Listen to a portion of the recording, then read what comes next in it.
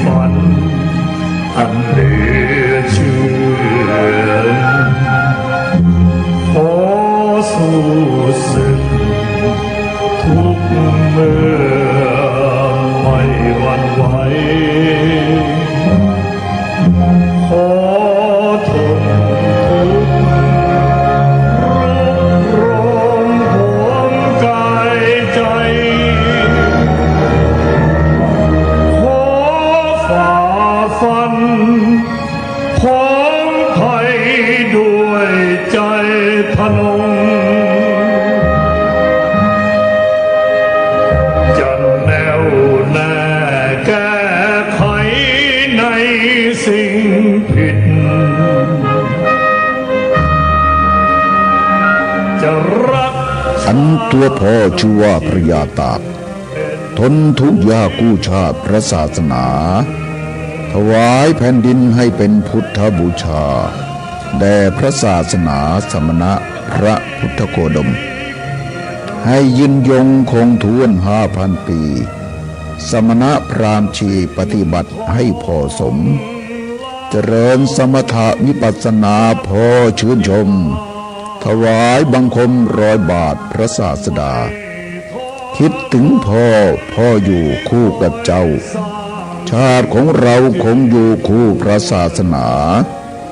พุทธศาสนาอยู่ยงคู่องค์กษัตราพระศาสดาฝากไว้ให้คู่กัน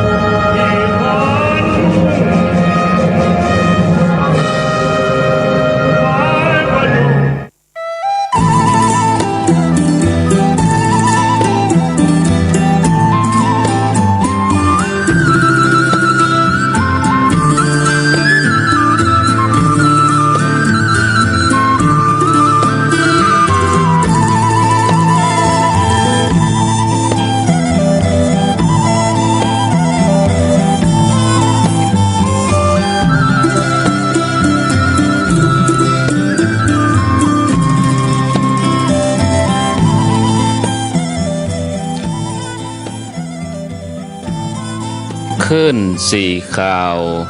เพื่อเจ้าประชาปิกมาแถมแล้วเสียงดังแจ้วแจ้วม่วนอกม่วนใจจักได้สบายสุขใจเมื่อเท่าได้เวลาถึงหลังจากกินข้าวหมู่เฮามาปะธรรมะได้ฟังกันแล้วบ่ดีลดละอยู่ต้อยตามธรรมฟังกันจัดนักฟังเป็นประจำฟังอยู่ตึงวันสุขใจกู้ผู้สุขใจกู้ผู้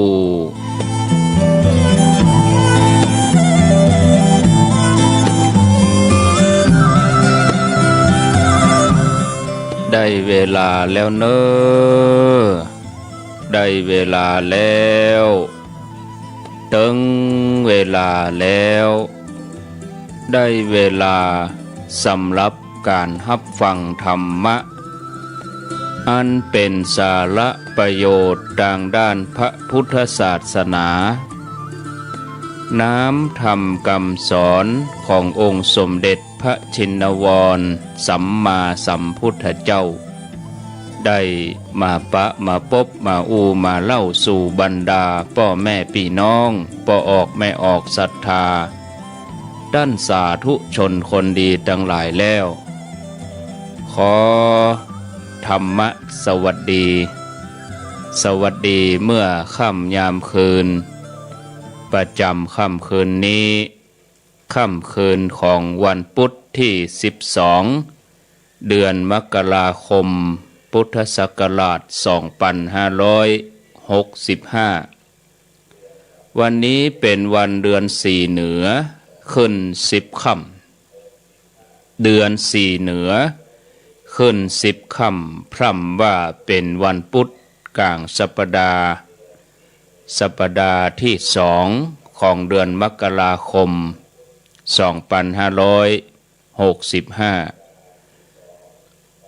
2 ทุ่มกับ13 นาที20 นาฬิกา13 นาทีอุณหภูมิที่ปากดังเจริญโดยรอนี่26 องศาต้อนรับทุกท่านเข้าสู่รายการอู้จาภาษาธรรมกำเมืองรายการอู้จาภาษาธรรมกำเมืองประจำวันนี้วันพุธที่12เดือนมกราคม2565อยู่กับอัตมภาพพระครูอภิวัฒนวิกรมวัดปากดังเจริญตำบลดอยหล่ออำเภอดอยหล่อจังหวัดเชียงใหม่มาพบกับญาติโยมท่านสาธุชนคนดีทั้งหลายณสถานีวิทยุแห่งนี้ในเครือข่ายคลื่นสีขาวสำหรับค่ำคืนนี้ก็มีหลายคลื่นหลายสถานีที่ฮับสัญญาณตึงมดตึงมวลก็25 สถานีแล้วก็ต้อนรับน้องใหม่อำเภอ2จังหวัดแพร่สถานีวิทยุใต้ฟ้าเมือง2สถานีวิทยุใต้ฟ้าเมือง2 FM 106.50น้องใหม่รับสัญญาณได้3 วันตั้งอยู่เลขที่82หมู่10ตำบลเตาปูนอำเภอ2จังหวัดแพร่ในทีมงานของคุณดารุณี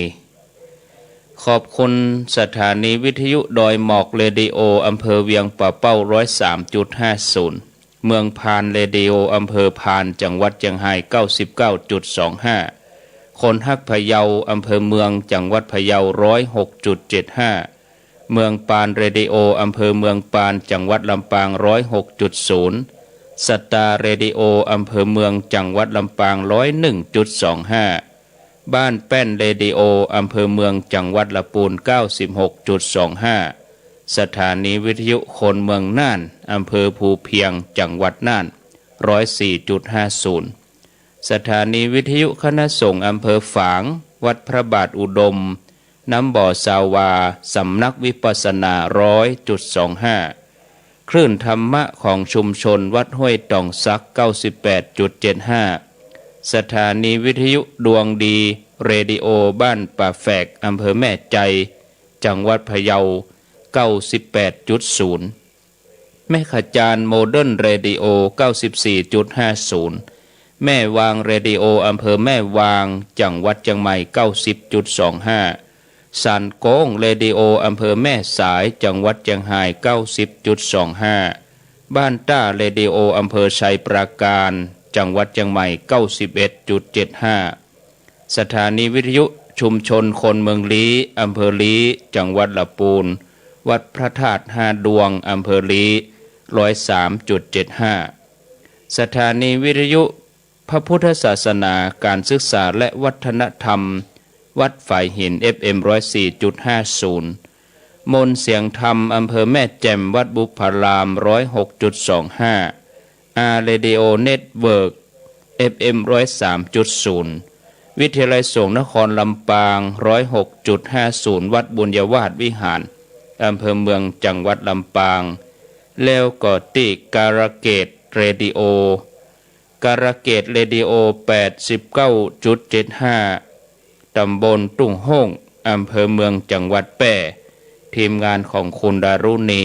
แล้วก็สถานีวิทยุสัมพันธ์เจียงแสนสื่อสารคนเจียงแสน FM 106.25 อำเภอเจียงแสนจังหวัดเชียงรายแล้วก็ที่ล่าสุดนี้สถานีวิทยุใต้ฟ้าเมือง2ใต้ฟ้าเมือง2 FM 106.50 อำเภอ2จังหวัดแพร่ต้อนรับพ่อแม่ศรัทธาญาติโยมทุกคนทุกท่านเข้าสู่รายการธรรมะภาคกลางคืน ตั้งแต่เวลา2 ทุ่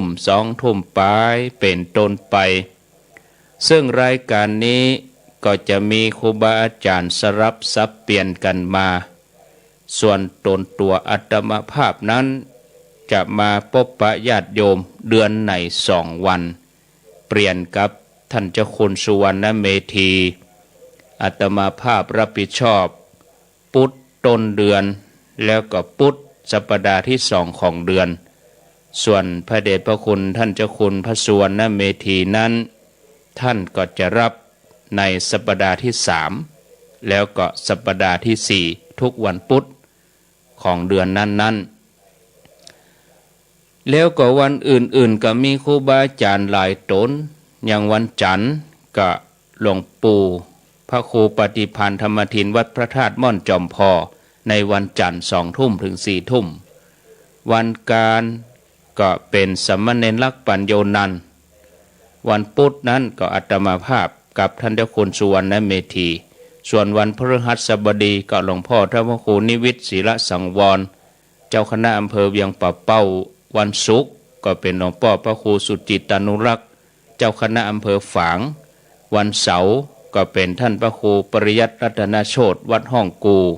ตำบลป่างิ้วอำเภอเวียงป่าเป้าจังหวัดเชียงรายนอกจากนั้นก็มีครูบาอาจารย์ได้สลับสับเปลี่ยนหลายตนหลายองค์ถ้าเป็นวันเสาร์ก็ท่านพระครูท่านมหาเสาแก้ววันติดท่านอาจารย์วรรณชัยชยานันโทวัดพุทธศรีคีรีมา3 ตนท่านพระครูกัลยาณปราโมทวัดม่อนห้วยแก้วแล้วก็ท่านพระครูสถิตสารคุณแล้วก็มีท่านอาจารย์วรรณชัยชยานันโทรับผิดชอบในวันอาทิตย์มาปะกันแล้วบ่ฮือได้ขาดแคลวเสียเวลาขอได้นำเสนอสาระธรรมะให้กับศรัทธาญาติโยมท่านสาธุชนทั้งหลายได้ฟังวันนี้จะอู้ถึงเรื่องการเอื้อเฟื้อก่อนที่จะอู้ถึงเรื่องของการเอื้อเฟื้อการฮื้อการแบ่งปันก็ขอทำความเข้าใจ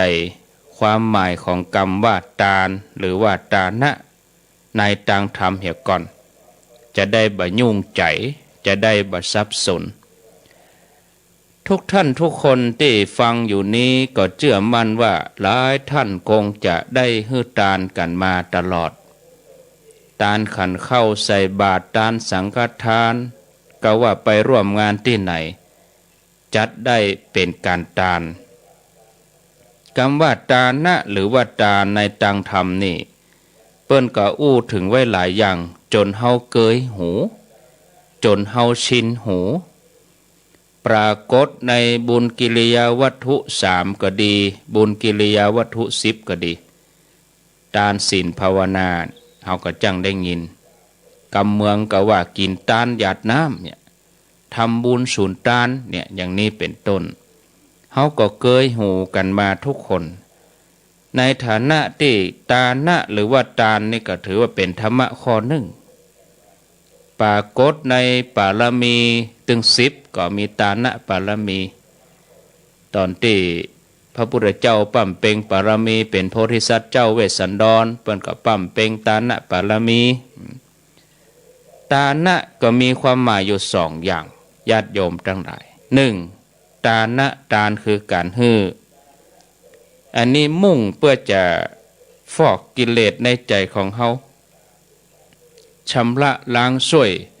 ความตรณีทีเหนียวที่อยู่ในใจของเฮาทานในความหมายที่2ก็คือเพื่อการสงเคราะห์ผู้รับท่านผู้ฟังญาติโยมถึง2ความหมายนี้ก็ใจศัพท์คำว่าทานะหรือว่าทานเหมือนกันญาติโยมท่านทั้งหลายบางทีเปิ้นก็แปลว่าเป็นการฮื้อทานคือการฮื้อศรัทธาญาติโยมท่านสาธุชนอันนี้อย่างเฮาฮื้อแก่พระสงฆ์ก็คือทานแก่พระสงฆ์ศรัทธาญาติโยมท่านทั้งหลายที่จริงแล้วก็เป็นกรรมอันเดียวกันจะฮื้อกะสละกะแบ่งปันกะก็อันเดียวกันญาติโยมทั้งหลายในบางที่บางแห่ง องค์พระสัมมาสัมพุทธเจ้าเฮาก็จังได้ยินในตำรับตำราเฮาเคยได้อ่านเคยได้ฟังที่ครูบาอาจารย์เปิ้นเอามากล่าวมาว่าคือองค์พระสัมมาสัมพุทธเจ้าของเฮาเนี่ยเปิ้นก็สอนให้ได้บำเพ็ญทานเพื่อการชำระกิเลสขจัดกิเลสให้เบาบางให้ออกไปจากใจนั่นคือความตรณีทีเหนียวทานที่มาในธรรมหมวดบุญอย่างบุญกิริยวัตถุอย่างที่บอกญาติโยมตะกี้ว่าทานศีลภาวนาถ้าจัดอยู่ในหมวด10ก็เป็นบทขึ้นต้นเลย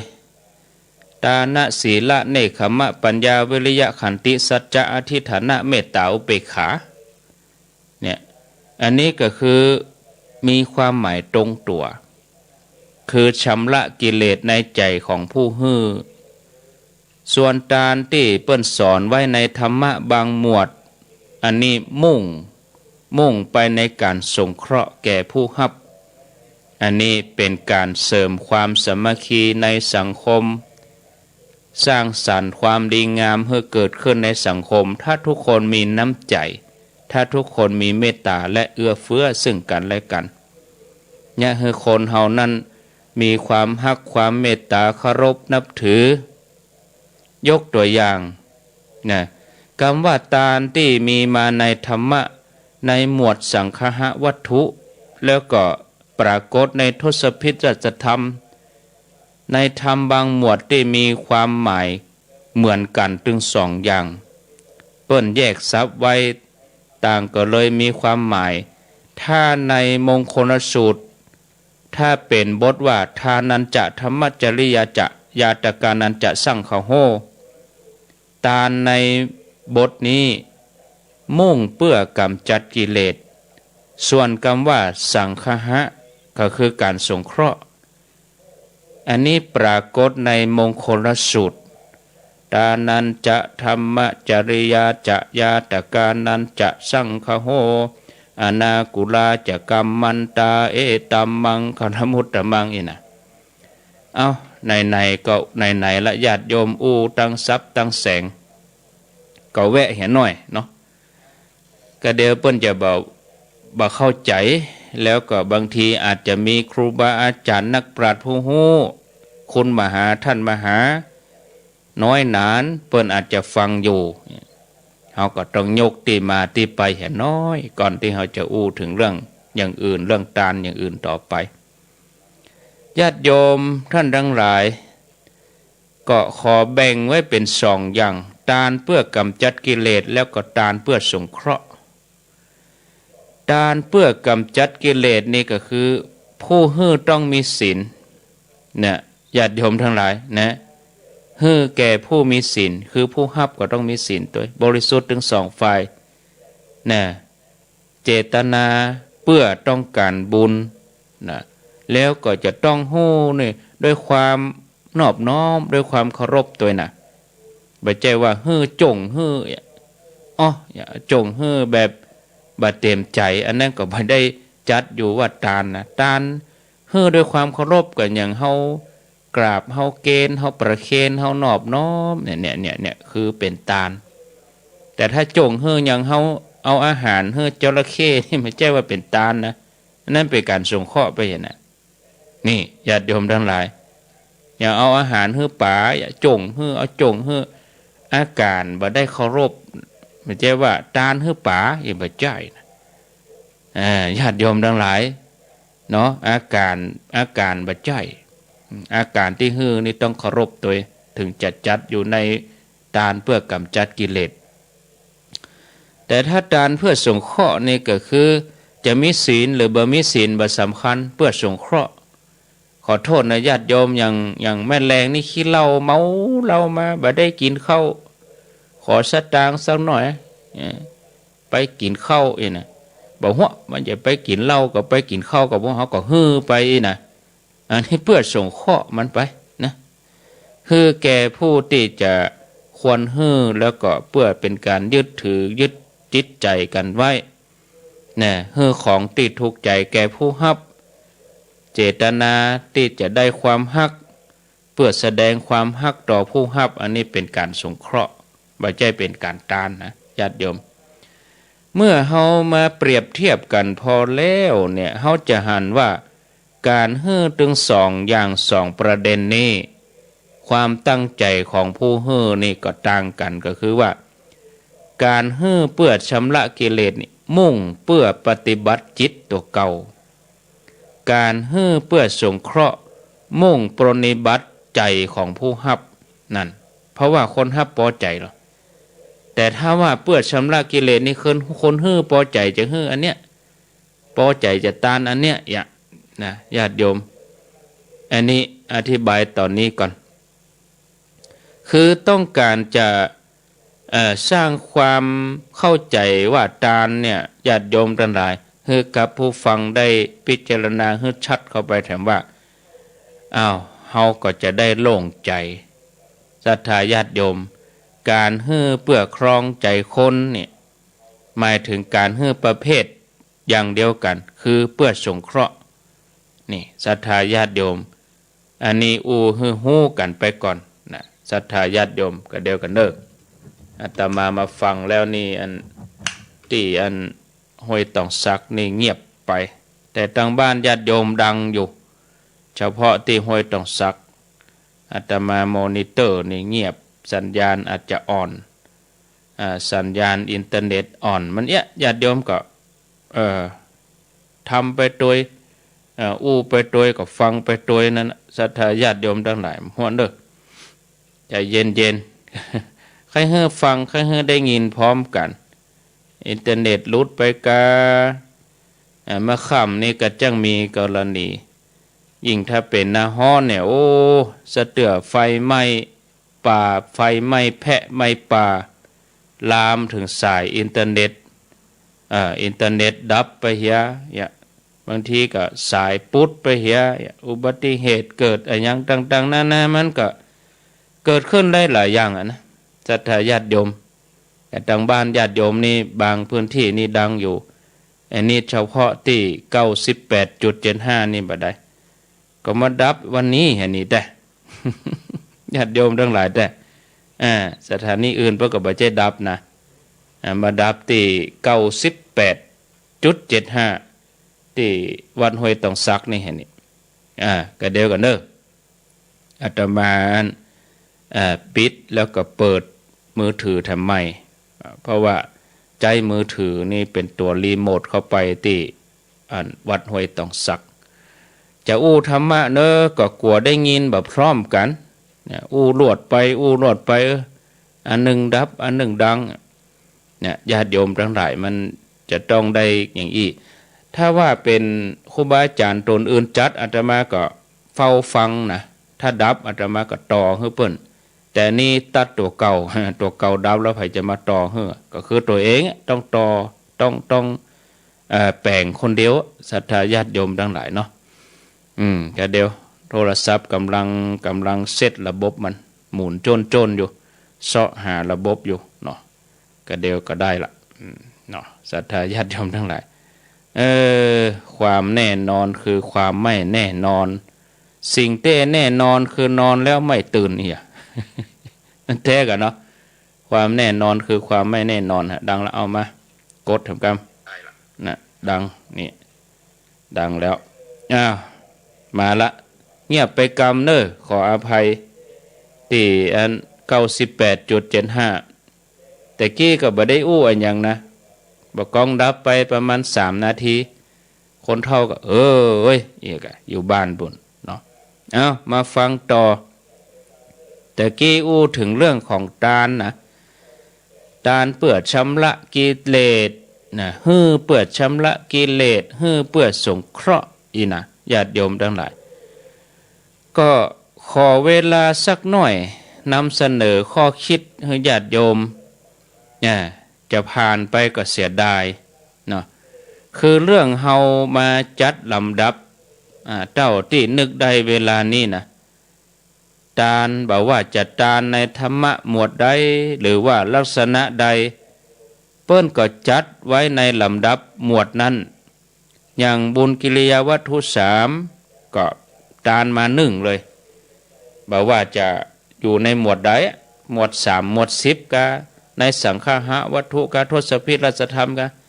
ทานนี่อยู่อันดับแรกนะ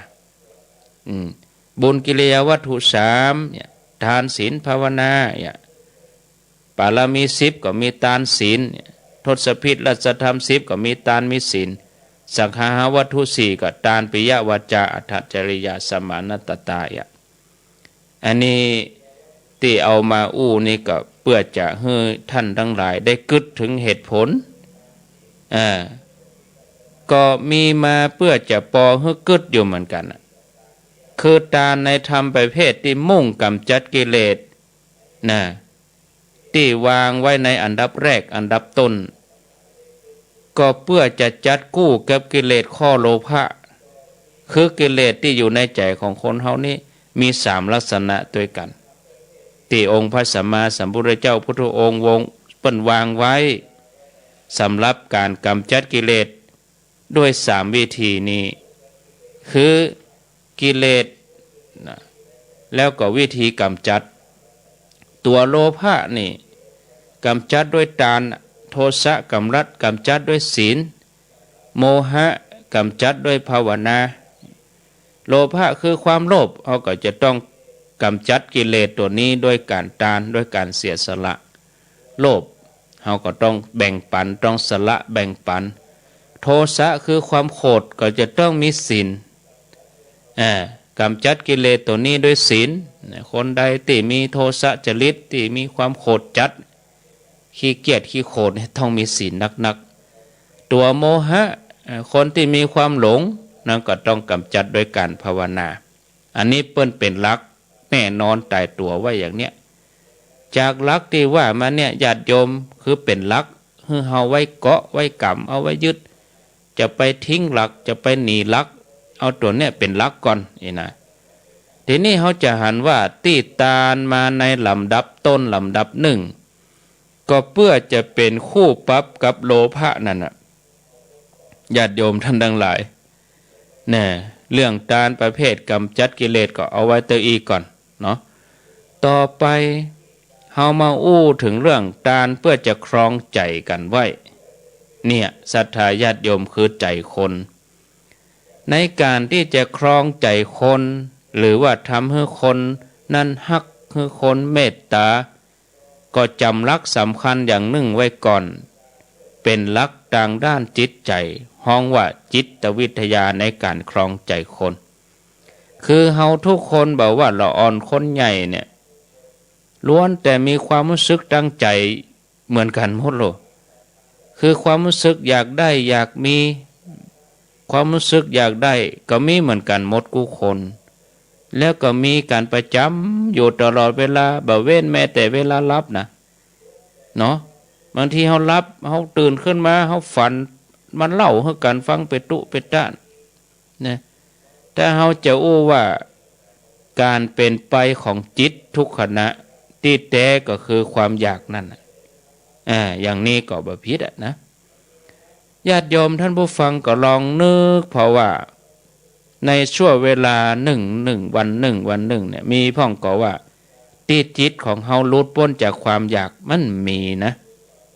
ตั้งแต่เจ้าขึ้นมาเนาะจนถึงเฮาจะนอนเนี่ยเฮาก็อยากลูกเลยใครลูกละใครฟังตุเจ้าใครฟังธรรมใครให้มันขำไว้ใครให้มันแจ้งไว้อยากออกจากห้องนอนอยากเข้าห้องน้ำอยากล้างหน้าอยากบ้วนปากอยากสระผมอยากอาบน้ำอยากรับประทานอาหารอยากกินอยากดื่มอยากสปะจนกระทั่งอยากที่มันเป็นอยากใหญ่ๆอยากมีลูกอยากรวยอยากขโมยอยากกินเหล้าอยากไปด่าคนนั้นอยากดูหนังอยากฟังเพลงอยากตั้งแต่เจ้าจนถึงค่ำมีแต่อยากทั้งนั้นญาติโยมทั้งหลายโอ้นับบ่วันบ่ไหวแล้วก็จนพอบ่อยากจะนับเนี่ยญาติโยมท่านทั้งหลายถึงจะใครนับมันก็นับบ่แปะเฮาพอในเวลานี้ก็แล้วกันอย่างคณะเนี่ยญาติโยมทั้งหลายที่ฟังรายการวิทยุอยู่เนี่ยบางท่านก็อยากใครรับ บางท่านก็อยากจะโทรละใ รโทเนี่ยมันยากเหมือนกันบทศรัทธาญาติโยมบางทียังญาติโยมเขาไปนั่งงานไปนั่งร่วมบุญอะไรอย่างนั้นโอ้ไงอย่างงานที่ผ่านมาแต่ว่ามันซึนนี่เขาก็อยากให้มันถึงงานนั่นเว้ยอยากจะไปร่วมเมื่อไปร่วมงานก็อยากจะทำพิธีเร็วๆเมื่อพิธีแล้วก็อยากจะกินข้าวอยากถวายเพลอยากตานอยากกลับอยากปิกเดี๋ยวนี้งานผ่านไปแล้วก็ง่อมเขาอยากจะไปงานอื่นทำไมอ่ะนี่ท่านผู้ฟังญาติโยมอันนี้เราลองพิจารณาอันเนี้ยหรือใจคนเนาะที่ว่าเขาจะครองใจเขาครองใจคนสิ่งแรกที่สุดสำคัญก็คือเขาก็จะต้องหู้ก่อนคือว่าความอยากของใจเขานั่นน่ะเนี่ยคือครองใจคนนั่นน่ะถ้าจะอู้แห่งไม่ก็คือครองความอยากของคนนะศรัทธาญาติโยมความอยากนี่มันเป็นโรคชนิดหนึ่งอย่างโรคโควิดเขาก็เอาไปยาหายอยู่นะโรคภัยไข้เจ็บอื่นๆเนี่ยโรคบนกับยาหายอยู่ถ้าว่าทางด้านการแพทย์เจริญขึ้นมาแหมน้อยก็คงบ่เกิน5 ปีญาติโยมมาพอนี่นะโดยโรคชนิดนี้นะหลายโรคละเปิ้นก็หายแต่ก่อนก็รุนแรงเหลือเฮานักอหิวาโรคฝีดาษโรคอันยังต่างๆญาติโยมทั้งหลายโรคอหิวาจักโรคนี่ตายกันเป็นหมื่นวันไหนเป็นหมื่นคนหมื่นศพปุ่นนี่ก็หายอยู่โรคมูนี่หายแต่ว่าโรคอยากนี่มันมาหายศรัทธาญาติโยมเวลามันเกิดขึ้นแล้วมันทรมานใจกูครั้งที่มีคนมาหาเฮาจะเป็นที่บ้านที่ทำงานในวัดในบ้านไหนๆก็ตามนะเฮาก็จะต้องเดาใจว่าเขากำลังบ่สบายหรือกำลังมีความอยากอย่างใดอย่างหนึ่งอยู่ในใจจนมาหาเฮาโยมที่ไปวัดก็อยากได้บุญเนี่ยศรัทธาญาติโยมเนาะอย่างน้อยที่สุดเขาก็อยากพบปะสนทนาเนี่ยถ้าว่าบ่ายหน้ามาหาแล้วนะที่จะบ่อยากอันอย่างเลยนี่มันคงบ่มีเด็ดขาดอย่างน้อยก็อยากมาแล้วก็ต้องหู้โดยว่าคนที่กำลังอยากนั่นน่ะพร้อมที่จะหันใจเขาก็อย่างน้อยที่สุดก็ขอให้รู้ว่าเขากำลังอยากที่จะมามาพบอยากที่จะทำนั่นทำนี่ก็เพราะว่าคนเฮากู้คนนี่มีความอยากนะเปิ้นก็เลยวางตรวจตานะตรวจตานี่ไว้อันดับแรกที่สุดเพราะว่าโลกถือความอยากนั่นเนี่ยมีวิธีรักษาอยู่อย่างเดียวคือการฮื้อนี่ศรัทธาญาติโยมทานในสังฆาวัตถุนี่คือเป็นการฮื้อแบ่งปันนะบ่ใจฮื้อบ่ได้นะญาติโยมการแบ่งฮื้อหรือว่าปันฮื้อฮ้องว่าแบ่งปันฮื้อปันนี่นะการฮื้ออย่างนี้นี่แสดงถึงน้ำใจที่อบอ้อมอารีเนาะบ่ใจจะฮื้อจนเฮาหมดเนื้อหมดตัวนะฮื้อจนตัวตุกไปเปิ้นรวยไปเอกก็บ่ใจเก่านะศรัทธาญาติโยมนะวันนี้บ้านเฮาต้มแกงหม้อเนี่ยเสร็จแล้วเฮาก็ตักใส่ถ้วยสักใบแล้วก็ตักแกงไปแบ่งปันบ้านไก่บ้านหิมเนี่ยนะอันนี้ฮ้องว่าแบ่งปันบ่ใช่ว่าแกงหม้อยกไปถึงหม้ออันนี้นะตัวเก่าบ่ได้กินอันนี้ก็บ่ถูกที่บ้านของเฮามีน้ำอยู่มีหลายตุ่มมีหลายขวดเวลาแขกไปไผมาเฮาก็เอามาให้เปิ้นกินแก้วกะขวดกะเนี่ยบ่ใช่ว่ายกไปถึงลังนั่นหรอกบ่ใช่ว่ายกไปถึงตู้เย็นนั่นหรอกเนี่ยศรัทธาญาติโยมนะทีนี้เฮาก็ลองมาเข้าใจวิธีการแบ่งปันตาม ตามหลักสังฆาวัตถุเนี่ยคือแบ่งปันโดยที่ตัวเก่าบ่ลำบากโดยที่ตัวเก่าบ่ทุกข์อย่าเจว่าเฮ้อแล้วตัวเองเป็นทุกข์นะศรัทธาญาติโยมเฮ้อแล้วตัวเองจะต้องบ่ทุกข์นะแต่ปัญหาเรื่องการเฮ้อนี่ถ้าจะว่าข้างที่มันยากก็มีความยากอยู่ในตัวยากกว่าการฮับกว่านะเฮ้อนี่ศรัทธาญาติโยมฮับนี่มันง่ายอย่าเนาะมันเวลาได้ก็ได้รอ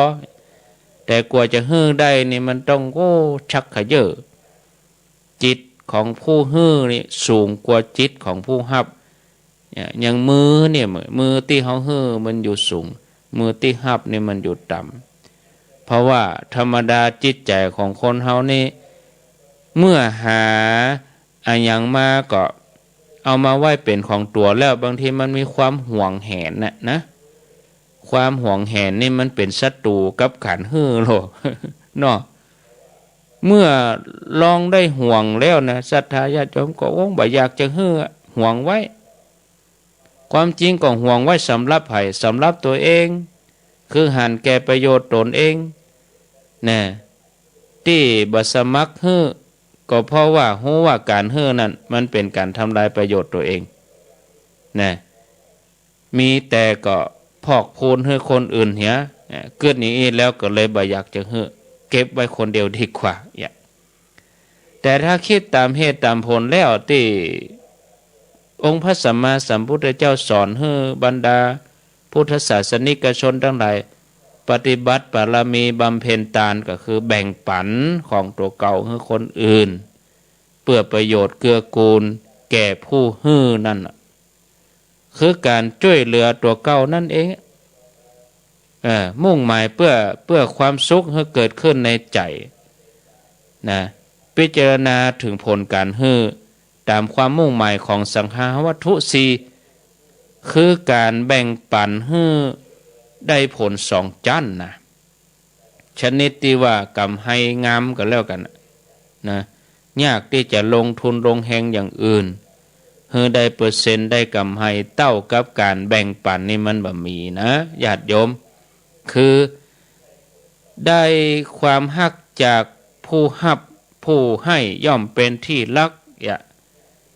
แล้วต่อไปนานไปก็ได้อามิตรตอบแทนนะผลประการแรกที่ว่าได้รับความฮักจากผู้ฮับก็หมายความว่าเนี่ยฮื้อผู้ที่ฮับเกิดความฮักในตัวผู้ฮื้อนะแต่ข้อที่ดีที่สุดก็คือทันทีที่ฮื้อผู้ฮื้อย่อมได้รับสิ่งตอบแทนจากผู้ฮับนั่นคือความฮักความเมตตา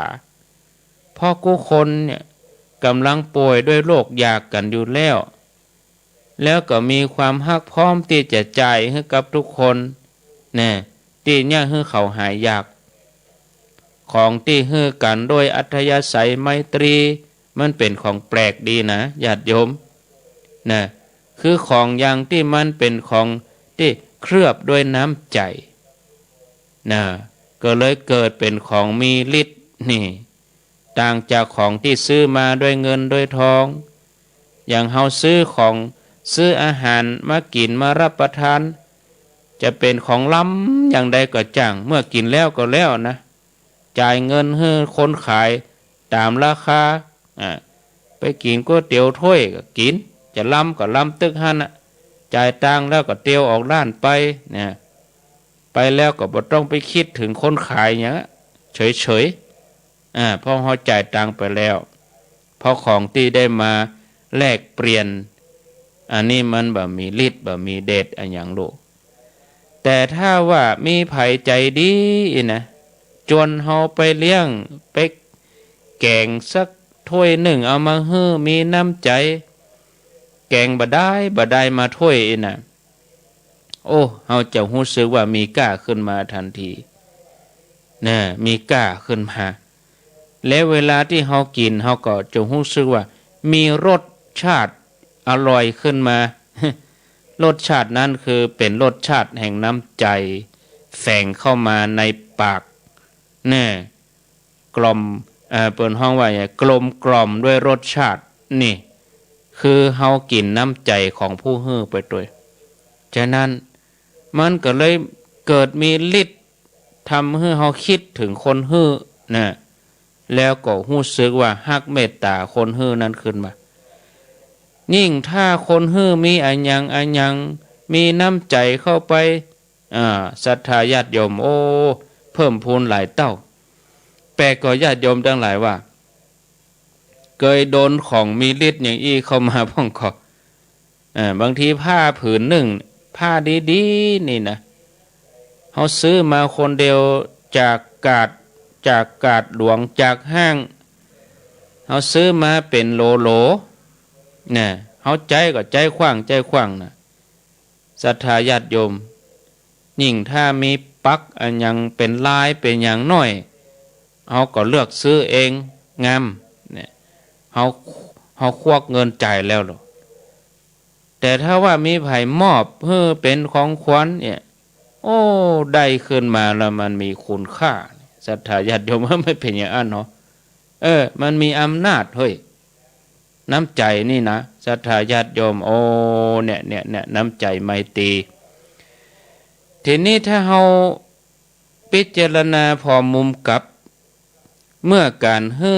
เป็นยาเสน่ห์ความตรณีหวงแหนเอาไว้กินคนเดียวก็เป็นยาจังนะนี่เป็นยาเสน่ห์การคิดจินี่เป็นยาจังท่านที่เป็นคนหนุ่มคนกำก็ลองพิจารณาพอก็ได้นะศรัทธาญาติโยมคนหนุ่มคนกำวัยรุ่นนี่นะเราอ่อนวัยรุ่นวัยหนุ่มวัยกำถ้าว่าไปอู้กับคนฮักอีเนาะซื้อขนมให้สักถุงเวลาไปนั่งอู้นะก็อู้อยู่ฮะศรัทธาญาติโยมนะแล้วก็เปิดถุงขนมก้มหน้าพอนะพอขนมอยู่หั่นพอคนเดียวนะศรัทธาญาติโยมจะกินก็บ่กินเนี่ยศรัทธาญาติโยมเป็นอย่างนี้เปิดพออยู่หั่นผลประการที่สองที่ว่าได้อามิตรตอบแทนคืออันนี้เป็นความมหัศจรรย์อย่างหนึ่งเหมือนกันแม้ว่าผู้จะได้ทำไปด้วยเจตนาบริสุทธิ์บ่หวังอันยังตอบแทนก็จริงแต่วิถีทางของการสงเคราะห์ย่อมเป็นอย่างนั้นเพราะว่าการแบ่งปันของเฮาให้แก่คนอื่นย่อมเป็นการลงทุนอยู่ในตัวสมมติว่าเฮามีบะเป้าอยู่แก่นหนึ่งอีเนาะถ้าอันสองคนสามีภรรยาผัวเมียพาบะเป้าขูดแกงกันเหี่ยวันนี้เฮาก็ได้กินบะเป้าลำอิ่มเหมือนกัน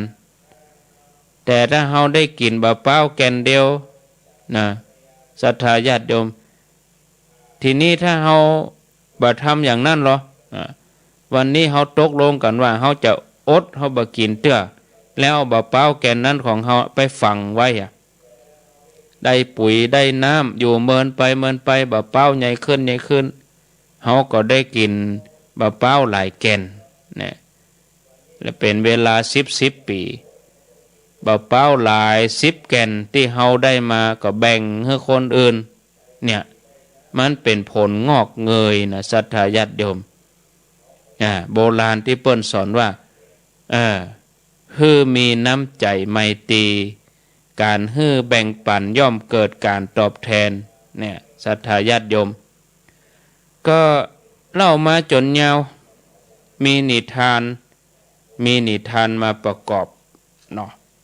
จบแล้วก็กระเดียวก้อยวางสายคงจะพอดีกับเวลาลวดได้พักนะญาติโยมเนอะเศรษฐีหาลูกไปวะเรื่องนี้นะก็ลองฟังพอเนาะจะเข้าล็อกจะเข้าเกณฑ์ก็เศรษฐีหาลูกไปนี่มีเรื่องเล่าว่าเศรษฐีคนหนึ่งเป็นคนมั่งมีแล้วก็มีลูกบ่าวอยู่คนเดียวเป็นลูกโตนลูกบ่าวเศรษฐีนี่กำลังหนุ่มอยู่เนี่ยแล้วท่านเศรษฐีก็อายุนักตึงวันนอชราไป ก็เลยคิดว่าใครได้ลูกไปให้ลูกเบาก็ใครให้ลูกเบาเฮาแต่งงานเป็นฝั่งเป็นฝาแต่การจะหาแม่ยิงมาเป็นลูกไปนั้นเนี่ยท่านเศรษฐีตั้งใจว่าจะต้องหาแม่ยิงที่ฉลาดในการครองเรือนดีบดีถ้าว่าเลือกบดีก็จะมาผ่านสมบัติแหมะฉะนั้นก็เลยตกลงหาลูกไปโดยมีการตั้งคุณสมบัติตามที่ตัวเองต้องการวิธีการหาลูกไปของเศรษฐีนี่ก็แปลกเนอะศรัทธาญาติโยมคือเปิดการสอบคัดเลือกชิงตำแหน่งลูกไปเศรษฐีถ้าจะเหมือนการเปิดสอบบรรจุเข้าราชการนี่ก็มีการบรรจุเพียงตำแหน่งเดียวนะส่วนข้อสอบของท่านเศรษฐีนี่ก็เศรษฐีออกข้อสอบคนเดียวนะแล้วก็มีข้อสอบข้อเดียวด้วยคือถามว่ามีป่าตัวเดียวเนี่ยอย่างใดถึงจะได้กินตลอดปีญาติโยมลองนึกคำตอบพอบางท่านก็อาจจะเคยได้ยินแล้วบางท่านก็ตอบถูกแล้วแต่ก็ฟังไปก่อนเนาะเพื่อใครนึกถึงได้จะสอบมาเป็นลูกไปก็ได้นะทีนี้หมู่บรรดาบ่าวทั้งหลายพ่อใจทั้งหลายเมื่อจำข้อสอบได้แล้วก็ตะเวนไปเอี่ยวถามแม่ยิงหันแม่ยิงคนใดถ้าทางที่ต้องตาต้องใจก็เข้าไปถามว่าเฮามีป่าตัวเดียวเนี่ยจะได้ถึงจะกินอิ่มศรัทธาญาติโยมง่ายน้อยเดียวก็เอาไปแปลงห้ากะไอ้หรอคนหนึ่งสอบตกแถมคนหนึ่งงามหน้าตาดีตอบว่าเป็นยากอย่างแปลงปลาผ่าเก็มกะเนี่ยสอบตกครับลูกบ่าวเศรษฐีก็เอี่ยวไปเลยจนเหนื่อยอ่อนถามหาว่าลูกไปอันใดคนใดจะได้มาเป็นลูกไปมีความรู้ความฉลาดตัวเองก็บอกฮู้เหมือนกันนะว่าจะตอบอย่างใดถึงจะถูกมีไผ่ตอบว่าอย่างใดก็จะจำเอามาบอกพ่อเศรษฐีนี่นะผลที่สุดก็มูนะก็สอบตกหมดแปลง5 ป้องเอาไปแปลงป่า5ป่าแห้งป่าเก็มเอาถูกสักคนนะพ่อป่าตัวเดียวน่ะเนี่ยจะได้ถึงจะกินอิ่มกินเมินเนี่ยต่อให้แปลงป่า5ป่าเก็มมันก็หมดอยู่ดีลูกเศรษฐีก็ตะเวนถามไปก็ไปปะใส่แม่ยิงคนหนึ่งญาติโยมตั้งหลายนะก็ถามว่ามีป่าตัวเดียวเนี่ยอย่างใดจะเอาไปกินเมินกินอิ่มแกก็ตอบว่าเอาป่าตัวนั้นมากกกเป็นต้นเป็นก้อมเอาต้นหนึ่งไปฮื้อป้าเอาต้นหนึ่งไปฮื้อน้าเอานั่นฮื้อปี่ฮื้อน้องแจกจ่ายแบ่งปันเฮาสองผัวเมียกันเฮาก็กินต้นเดียวก็พอวิธีเนี้ยจะฮื้อกินป่าได้ตลอดปีพอใจหนุ่มลูกเศรษฐีก็จำความนี้ไปบอกฮื้อพ่อเศรษฐีได้ยินคำตอบก็ตบมือโตดีอกดีใจตบแข้งตบขาดีใจจะได้ลูกไปละเอาตกลงเอาอันเนี้ยเอาอีน้องเนี่ยนะลวกดีนะจะได้ครองตำแหน่งลูกไปเศรษฐีญาติโยมทั้งหลายมันก็เป็นจริงเนาะญาติโยมทั้งหลายป่าต้นเดียวมันถูกส่งแยกย้ายไปทำบ้านคนนั้นคนนี้มันก็เป็นของมีฤทธิ์เหมือนกันนะไผกินเข้าไปแล้วก็ต้องสะกิดหัวใจอยู่เป็นปีนึกถึงนายเก่าของมันแล้วก็อยากจะฮื้ออันยังตอบแทนผลที่สุดมาก็เป็นอย่างนั้นแต่ป่าต้นเดียวอาจจะกลายมาเป็นพักเป็นไก่เป็นจิ้นเป็นเนื้อเป็นอันยังอื่นๆไปศรัทธาญาติโยมอันนี้เฮาพิจารณาให้ดีการการแบ่งปันเนี่ยมันทำได้แต่เป็นงานที่ได้ผลแปลกประหลาดของที่เฮาแบ่งปันให้เขาถ้าเฮาพอกันตั้งแต่ต้นจนถึงปลาย ก็คือฮื้อตัวเก่าเฮาเองนะมันจะเป็นผลย้อนมาฮื้อเฮาเองนะบ่ใจว่าตัวเองฮื้อไปแล้วมันเสี่ยงไปบ่ใจนะขาดทุนคือกำไรนะที่สุดมาก็เป็นการฮื้อตัวเก่าเฮานั่นแหละคล้ายๆกับเฮาฮื้อน้ำฮื้อปุ๋ยฮื้อการบำรุงต้นไม้เมินไปต้นไม้ต้นนั้นก็ออกดอกออกหน่วยฮื้อเฮาแน่ผลก็งอกเงยเป็นทวีคูณศรัทธาญาติโยมนักปราชญ์เปิ้นก็เลยบอกว่าคนโง่ไม่แบ่งปันใครเพราะกลัวจนแย่ก็เพราะกลัวจนคนฉลาดจึงแบ่งปันนะศรัทธาญาติโยมการแบ่งปันที่ว่าตานนะใจในการยึดเหนี่ยวน้ำใจกันในบุคคลทุกชนชั้นทุกเพศทุกวัยสำหรับสามัญชนทั่วไปพุทธองค์ก็แสดงไว้ในสังฆะวัตถุอธิบายให้ญาติโยมทั้งหลายได้ฟังเป็นข้อเนาะญาติโยมทั้งหลายเนอะกำเดียวช่วงที่สองจะเอาเรื่องปิยวาจาคงจะได้ตึกปิยวาจาอัฏฐจริยาก็ค่อยเอามาวันพุธหน้าจาบดีกะปิยวาจานี่อาจจะได้เกิงเดียวก็ว่ามันได้ก็เดียวเพราะว่ามีนิทานเรื่องความกตัญญูมาเล่าสู่ญาติโยมแห่มน้อยก็เอาไว้ในช่วงที่สองช่วงแรกนี้พอเวลาผ่านไป1 ชั่วโมงแล้วโอ้ศรัทธาญาติโยมทั้งหลาย1 ชั่วโมงแล้วอะเวยเห็นนี่เนาะขอบคุณเนอะฟังอยู่ที่ไหนตังใดไผจะโทรมาก็ขอเจริญปอนแจ้งผลการรับฟังสนทนาที่หมายเลข0998366322นะเอาขาประจำนี่เบาๆก่อนเนาะใครฟังรายใหม่ไหมเปิ้นอยู่ตังแป่ตังน่านตังพะเยาที่จำเบอร์โทรแล้วที่กดแม่นนี่เบาๆก่อนเนาะเบาๆก่อนเจริญปอน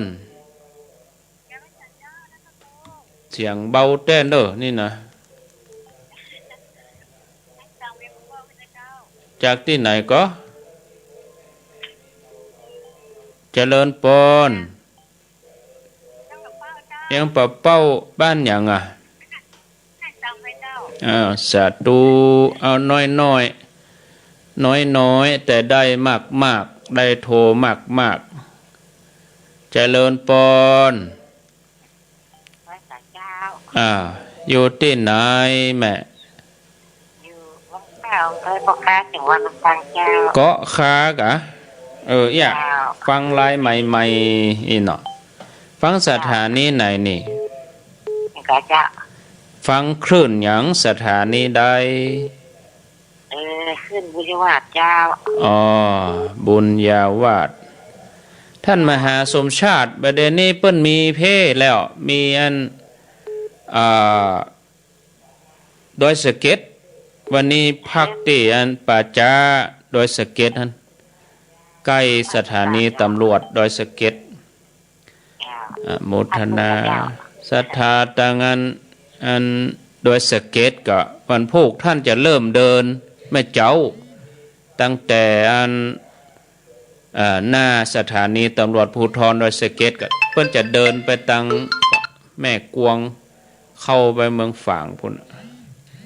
0998366322เอาปากกามาเขียนเบอร์โทรไว้แล้วก็เบอร์นี้โทรเฉพาะวันพุธเมื่อคืนแล้วก็เสียงนี้ตัวไม่ใช่ว่าจำเบอร์อาตมาแล้วก็ไปโทรหาตนอื่นท่านผู้ฟังบางทีตนอื่นจัดรายการโทรเบอร์อาตมาเนี่ยโทรจากไหน ม่อำพรกันถ้ามีบ้านลังกาเวงเอาเป้าเจ้า อ๋อบ้านหลังกา เจ้า ฟังเคลื่อนอย่างหาบ้านหลังกานี่ ฟังตีแห่ขจานเจ้า อ๋อแม่ขจานโมเดิร์นเนาะ เจ้า วันนี้ได้ตึงเหนือตึงใต้ เจ้า ตั้งเหนือก็ฟังดารุณีดอยหมอกตั้งใต้ก็เข้ามาที่แม่ขจานโมเดิร์น เจ้า ต่อเนื่อง ฟัแล้วก็ได้แห่ขจานก็ได้เจ้า โมทนา เจ้า คนน้อยเฮือครอบคลุมทุกคลื่นเจริญปอน มาสกามเจ้า โทรจากไหน จากแม่แหลงอำเภอแม่อายจังหวัดเชียงใหม่เจ้า แม่อายชื่อว่าแม่แหลงอีกะ เจ้า ฟังของพระบาทอุดมเนาะ เจ้าพระนครสาวาเจ้า นำบอชาวาช่างชัดเจนดีกา ชัดเจนดี โม เจ้า ทนา สายต่อไป เจริญปอน สถานีละคนสองคน นมัสการครับ สวัสดีปีใหม่ครับ อ่า แฟนพันธ์แท้ครับ แฟนพันธ์แท้อยู่ไหนอ่ะ ข้างวัดแม่ริมครับ ข้างวัดแม่ลิม ครับ ฟังเคลื่อนหยัง104 ขึ้ กะ น104ครับ วัดป่าหินครั อ๋อบ โมทนา ได้สถานีละคนอ๋อเจริญปอน สถานีละคนติดแล้วเนอเจริญปอนนั่นเมาฟังวิทยุเบาอู้กับโทรศัพท์ เวลาโทรมานี่จะต้องปิดวิทยุอย่าแล้วก็อู้กับโทรศัพท์ เจริญปอน แม่เจ้าท่านพระครู เอารายงานตัวเลย อันเธอแจกลำปังหลวงเลย อ๋อ อันจุดหลวงต้นจางงามแม่บ่ขี่ท่าโพ อ๋อ ฟัง แม่ คื บ น อก 101.25 101.25 เจ้า อันนี้101.25อีเนาะ เจ้า สตาร์เรดิโอ เจ้า ชัดเจนดีเนาะ พัดเจนนี้ อืม ฟังตั้งแต่เจ้าแล้ว โอ้อยู่หน้าวัดพระธาตุลำปางหลวงหั่นกะ อยู่แถวก่อนถึงวัดจุดหลวงต้นยางงาม อ๋อฟังของบุญยวาดก็ได้อยู่ก้าแม่ วุฒิวัฒน์ก็ได้ ได้ฟังมาเจ้าเนอะบุญยวาดนะ เจ้าตีห้า ตั้งตีห้าก็ไหลมาตีอันบุญยวาด เจ้า สวัสดี ฟังพวกเจ้าหูคืนน่ะ สาธุเอาน้อยแล้วได้หลายอู้น้อยแต่ได้หลายคลื่น เจริญปอนฮับไปถึง สวัสดีครับ 3:15ปอละเนาะจากที่ไหน จะอยู่เมเรียบครับตำบลโชคชัยอำเภอดอยหลวงครับพ่อทองครับ อำเภอดอยหลวงจังหวัดเชียงรายพุ่นนาเนาะ ครับ อืม ครับ ฟังสถานีหยังคลื่น กรณีครับ ดารุณีกะ ครับ นี่ไทยเมืองพานกะเมืองพานเรดิโอ ครับ โมทนาเนอ ครับ เวลาอันฟังสถานีจดเลขจดชื่อสถานีไว้กำเนอะคลื่นไอ้หยังพี่น้องทั้งหลายเจริญปอนเพิ่นจะมีสปอตต้นชั่วโมงตายชั่วโมงก็มี ยังหูดอกคำใต้นะเจ้า อ่า ทางนักขยาวนะเจ้า ดอกคำใต้ เจ้า แม่แสงทองเนาะ เจ้า แม่แสงทองดอกคำใต้ โอ้จากดอยหลวงพดไปดอกคำใต้ จากดอกคำใต้เขาไปแอวไหนเจริญปอน เจ้า โทษจากไหน แม่เขาจะบ้านห้องจ้ะ บ้านห้องบ้านหยังอ่ะ บ้านห้องกว้างล่ำอ่ะ จาน ฮะ บ้านห้องมีจาน นึกว่าบ้านห้องละปูนนี่ บ้านห้องมีจาน บ้านห้องแม่ขจานเนาะ เจ้า แม่หยังอ่ะ แม่ฟังแม่สายก็แม่ฟังเสมอ ชื่อว่าแม่สาย ฟังสถานีใด แม่พอทั้งยูทูบเลย หมายถึงวิทยุกะ ฟังวิทยุสถานีหยัง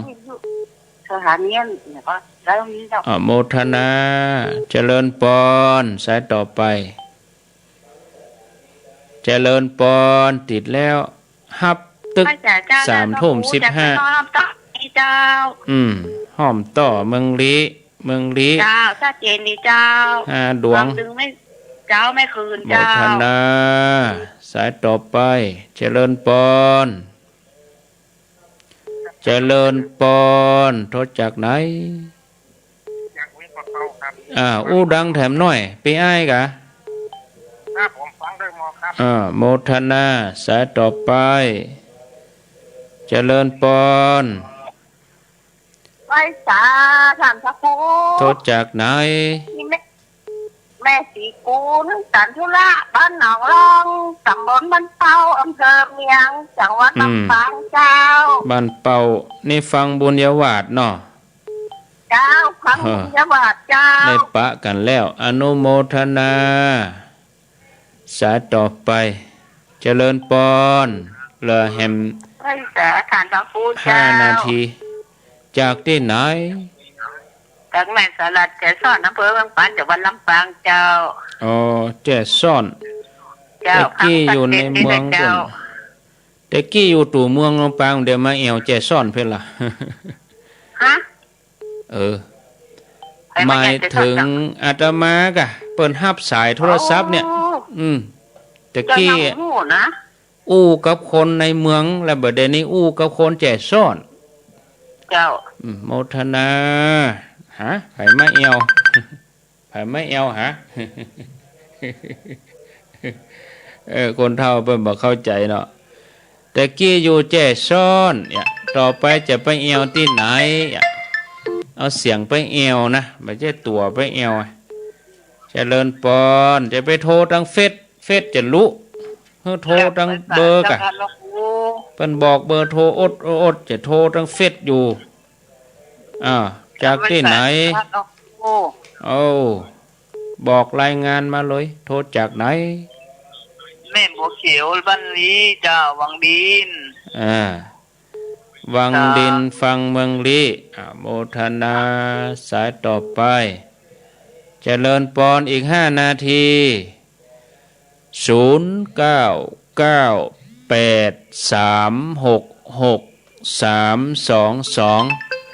บอกเบอร์โทรก็ให้โทรเบอร์โทรจะไปโทรทางไลน์จะไปโทรทางเฟซเจริญปอนถ่ายทอดเฟซเดี๋ยวโทรมาเฟซจะ แอ ลุด บไว้สาเจ้าท่านพระครูจากวัดหนองบัวสมุทรปราการเจ้า ฟังสถานีไหน บ้านท่าเรดิโอเจ้าของดารณีเจ้า โมทนาสายต่อไป เจริญปอน พระเจ้าไม่เอียนฟังตอนจิตจุ25ไม่วางวิดีโอนะเจ้า โมทนาสายต่อไป เจริญปอน ครับกำลังมาสการ โทรจากไหน รายงานตั๋วโทรจากไหน โทรมาจากเจ้าช่อนครับคนละคน แจ้ซ่อนลำปาง ครับ แต่กี้อยู่เสมิงไม่ได้มาแอวแจ้ซ่อนแล้วเนาะพอน้อยผลยินดีเนอสายต่อไป เจริญปอนให้ได้ครบ มาสการเจ้า ได้ครบกู้ขึ้น โทษจากไหน มาสายเป็นขีดมันเชียงมันหมู่3เจ้า แม่นเอาโทรศัพท์ ดารุลีเจ้า แม่ เอาโทรศัพท์ออกห่างปากน้อยแล้วก็อู้ทำไม โทษจากไหน ในสายเป็นขีดมันเชียงมันเจ้า แม่สายกะ เจ้า อยู่อำเภอแม่สาย อำเภอเชียงโฮมจังหวัด นาน เจ้า แล้วก็ชื่อว่าชื่อแม่สาย เจ้า นานโทษตะกี้แล้วผมใจว่า รูปเดียวให้เจ้า ฟังสถานีอันเมืองปานเรดิโอ เจ้า ดารุณีนะเพื่อนมีหลายคลื่นแต่ว่าฟังอันอย่าง106 กะ106 กะ เจ้า เจ้าสวัสดีเจ้า 0998366322 เจริญปอนสายต่อไป เอาตึก3:15แบบนี้นี่3:12 เจ้า โทษจากไหน 35เจ้า สันห้าวสันปะตองเนี่ย เจ้า โอ้แบบได้ยินมาเป็นปีเนาะโอ้จัดเมินอ่ะ โทรมาติดเจ้า บ้านสันห้าวบ้านป้อคูกุล เจ้า ฟังสถานีไหนบ้านแป้นเรดิโอกะแม่วางเรดิโอกะ เจ้าก็บอกว่าจะเปิดเจอจะก็เลยเปิดโทร กันนี่ก็มาเนี่ยเนอะ ค่ะ กันนี่หมายเอาสีหมายไว้เนอะ เจ้า โมทนาไหลซ้อหาตึงปะไหลซ้อหาเตอะทำไหลซ้อหาตึมปะกันนะเจริญปอน3:13 นาทีเจริญปอนโทรจากไหนเจริญปอนไปเปลี่ยนไปซ้ายใหม่เข้ามา0998366322เจริญปอนเจริญปอนโทรจากไหน มาจากบ้านห้วยไซคำมาจากตำบลจอมพะเยาเจ้า อำเภออย่างอ่ะ อำเภอเมียงเจ้า บอกครบอำเภอเมียงพะเยากะ เจ้า ห้วยสายห้วยสายแม่ฟังสถานีไหนคลื่นอย่าง จารุณีเจ้า ทะลุนี้ตลอดแต่อันนี้ถ้าอยากฟังคนฮักพะเยาเนาะตลอดเจ้าโทรมาตั้งเปิด ม่วนใจเนาะแม่เนาะ เจ้าลูกงานขาวดำมาเจ้าตัดได้ทางอยู่ ตัดจับพอดี เจ้า โอ้ก็เดี๋ยวได้ฟังแหมอยู่ปุ่น4 ทุ่มก่อนเขาจะเลิกนะ เจ้า ตัดจับพอดีคนฮักพะเยาเจริญปอนโตไอ้หยังโละฮะอยู่ที่ไหน เจ้าติฝักหู อู้อยู่โทษจากไหน ฮะ ฮะ เจ้าอยู่จังหวัดน่าน จังหวัดน่านนี่อำเภอหยังแม่ อำเภอเวียงสาจังหวัดน่านแม่เสียงลา แม่แสงล่าอันนี้ถ้าจะฟังที่อันสถานีคนเมืองน่านเนาะ สถานีคนเวียงน่าน ที่ เพียง อำเภอภูเพียงน่ะ104.5น่ะ น่ะดารุณี ดารุณีเหมือนกันน่ะเมื่อวันจังฟังเพิ่นก่อฟังดารุณีก่อเจ้า แล้วเคยหันตัวเพิ่นแล้วกะฮะ เคยหาได้ยินวิทยุเจ้า ฟังมาเมินล่ะ ฟังมากี่เดือนละฟังรายการธรรมะนี่ ฟังมาตลอดฟังปู่ตุนปู่องค์เจ้า อนุโมทนาบุญเด้อ เจ้า เอาตึกเมืองน่านนี่ก่อนเนาะท่านผู้ฟัง ใจก็ใครฮับ คนเฒ่าบางท่านก็จมตมาท่านอาจารย์อู้กับอุ้ยน้อยลำไปก็มีถึง27 สถานีแล้วเฮาไปอู้กับน้อยอย่างใดถ้าใครอู้เฮาก็โทรหลังไม้อู้เมินกันให้มาเติมสตางค์ไว้เถอะอินดูคนเฒ่าเหมือนกันเฮาก็ติดไหนเฮาก็โทรให้วันกันได้ถ้าทุกวันทุกรายการกับกล้าโทรกับเสียงติ๊กเตเดี๋ยวเราอ่อนเดือดขึ้นน่ะอีแม่ไปใจโทรศัพท์อย่างล่ำเรือน่ะก็อีแม่ก็โทรหารู้เจ้าไม่เจ้าอีแม่ก็โทรแม่ตอนก็โทรมาแล้วก็นั่นเตอะไปอย่างล่ำเรือก็รู้เจ้านี่ ได้นะเราอ่อนเขาบ่จะคิดเหมือนเฮานะเนี่ยญาติโยมทั้งหลายแต่ถ้าเฮาเติมเองถ้าอย่างเองก็เขาก็ประหยัดพ่องติดไหนโทรเตื้อกะก็ว่าอย่างใดกะจะไปเจียล้ำเอาโทรมันก็เดียวกับอันกล้าโทรก็เสี่ยงไปแต่ว่าห้ามโทรนะคือว่าหูเอาพิจารณาเอาโทรเตอะแบบว่าแต่ว่าโทรอย่ากู้รายการเนี่ยตัวนั่นก็โทรตัวนั้นก็โทรกล้าโทรลงว่าติดไหนก็เติมติดไหนก็เติมแล้วละอ่อนจะเดือดถือแล้วการทำบุญเนี่ยก็เหมือนเดียวกันเขาทำเขาก็บอกควรจะให้ตัวเองเดือดร้อนลำบากเนาะคนเฒ่าคนแก่จะว่าโอ้หอมเหี่ยกู้ตนแล้วก็ตัวเฮาก็ป้อมมีกินอันนี้ก็ใจบ่ได้เฮาได้เบี้ยผู้สูงอายุมาสมมติว่าได้700เฮาเก็บเหี่ย500เด้อเอาไปกิน100เอาตาลเห็น100บ่ใช่ว่าตาล500ตัวเก่าก็ป้อมมีเก็บเวลาเจ็บเป็นมาลำบากถ้าเราอ่อนเขาปั่นฮื้อสมมติว่าเขาปั่นฮื้อปั้นเนี่ย เขาก็เอาเก็บไว้เหี่ยสัก800เหลือแหม100เอาไว้ให้ไว้หอมแหม100กันฉุกเฉินแหม100กับมันต้องมีกะใจจ่ายใจว่าโอ้เราอ่อนปันเฮือปันเราจะตานตึงปันนะก็ตัวเองลำบากด้านอะไรอย่างทำอะไรอย่างก็จังจะไปเฮือตัวเองลำบากเฮือสบายใจเนอะญาติโยมทั้งหลายเอาละพอดีเวลาละตอนนี้3 ทุ่มกับ89 นาทีเก้าอี้ที่ม่อนพระศรีสองเมืองนี่อาตมาจะขออนุญาตได้อ่านช่วงเมื่อเจ้าก็แล้วก็ช่วงเมื่อตี 5แล้วก็เมื่อเจ้าอีกก็ปอเนาะเพราะว่าเมื่อค่ำอย่างอี้นี่สถานีไปหลายตึงเมืองไผ่เยาตึงเมืองเปิ้นก็บ่ได้มาร่วมเปิ้นก็ได้มาฮู้กับเฮาแต่ที่ฮู้กับเฮาที่ก็คือหมู่เชียงใหม่หมู่ละปูนหมู่เวียงปะเป้าเหียก็เลยจะอ่านเมื่อเจ้าตี 5นี่เนาะ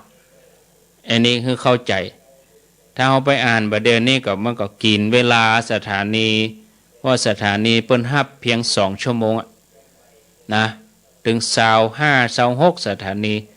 วันนี้ก็มีมาเพิ่มแถมคลื่นหนึ่งที่อำเภอ2จังหวัดแพร่สถานีวิทยุใต้ฟ้าเมือง106.50เนาะทวนสายเหียก่อนโน้สายแรกห้างต่ำสายที่2เกาะคาบุญยวาดฟังบุญยวาดสายที่3แม่อำพรลังกาสายที่4แม่อายสายที่5ข้างวัดแม่ริมสายที่6ลำปางหลวงสายที่7ดอยหลวงเจียงไฮ้สายที่8ดอกคำใต้แม่แสงทองสายที่9บ้านโฮงแม่ขจานเวียงเป่าเป้าสายที่10ห้อมต่อเมืองลี้11อันนี้อยู่ประจันฟังดอยหมอก12อันนี้อยู่หนองล่องเมืองลำปาง13แจ้ซ้อนลำปาง14แม่เขียวเมืองลี้วังดิน14แม่สีทอนหนองบัวชัยประการ15อันนี้อยู่เสมิงแม่อุ้ยอิน16เนาะ17แจ้ซ้อนลำปาง18แจ้โฮม19สันหาว20ห้วยทรายพะเยา21บ้านอันนี้อยู่เวียงสาอยู่จังหวัดน่านปุ่นฟังสถานีวิทยุภูเพียงปุ่นเอาญาติโยมทั้งหลายบัดเดี๋ยวนี้พอเวลาก็3 ทุ่มเช้าเหลือเวลาแถม40 นาทีจะเล่าเรื่องธรรมะคงจะจับเวลาพอดีเล่าเรื่องไหวกลางถนนไหวทิศกลางถนนทิศนี่ก็คือทิศที่สะกดโดยสอสลาไม่ใช่สะกดโดยดอเด็กถ้าว่าสะกดดอเด็กก็จะเป็นทิศไพวันทิศสมปองไม่ได้ไม่ใช่ทิศตัวนั้นนะไม่ใช่ทิศตัวนั้นอันนี้เป็นทิศก็คือทิศเหนือทิศใต้ทิศตะวันออกทิศตะวันตกเนี่ยอันนี้นี่ปรากฏในชาดกเหมือนกันญาติโยมทั้งหลายเป็นสูตรหนึ่งในพุทธศาสนาในพระไตรปิฎกชื่อว่าสิงคาลกสูตร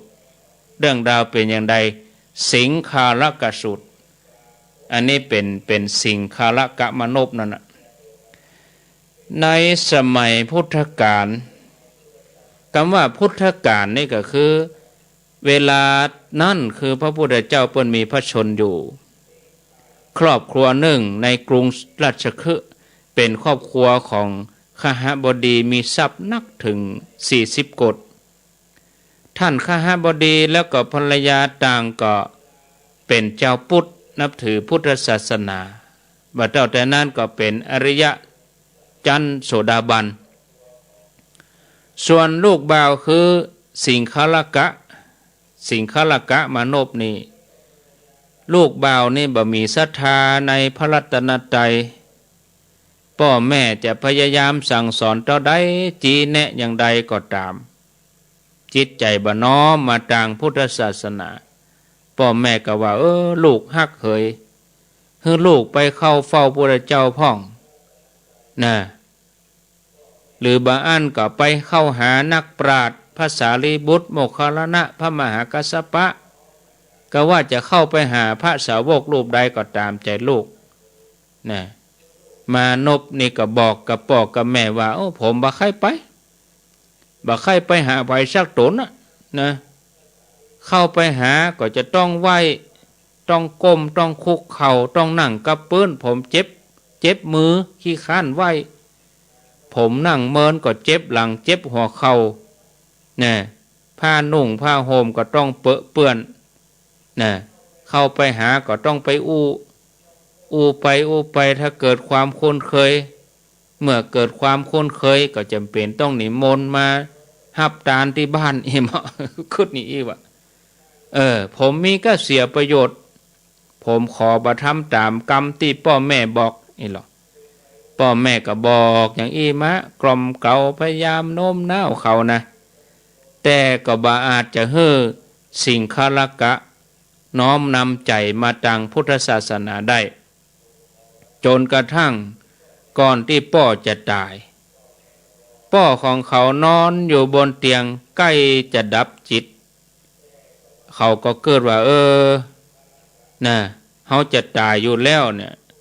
ลูกของเฮาก็ยังบ่ได้มีที่เปิ้งเฮาจะสอนให้ลูกของเฮานี่กราบไหว้ทิศต่างๆดีกว่าเขาจะเชื่อฟังแล้วก็ทำตามแนะนำกรรมของเฮาเมื่อเขาปฏิบัติด้วยความบ่ฮู้ไปอย่างนี้ก็จะมีโอกาสได้ปะพระพุทธเจ้าได้ปะสาวกองค์ใดองค์หนึ่งนะแล้วก็เปิ้นก็จะถามเขาว่าเนี่ยหยังถึงไหวอย่างนี้เขาก็จะตอบว่าพ่อของผมสอนไว้เฮือไหวอย่างนี้ผมก็เลยทำตามนี่ทำอย่างเนี้ยผมทำตามกรรมสั่งเสียของพ่อทีนี้พระพุทธเจ้าแล้วสาวกก็จะได้แสดงธรรมแก่เขาตัวนี้จะเป็นเหตุให้เขาได้ฟังเทศน์นี่หรอพ่อบ่ได้ต้องการให้เธอไปนอบน้อมทิศต่างๆแต่ท่านต้องการให้เธอนอบน้อมทิศอย่างถูกต้องลูกของเฮาก็จะได้ฮู้กุลบำเพ็ญบุญในพระพุทธศาสนา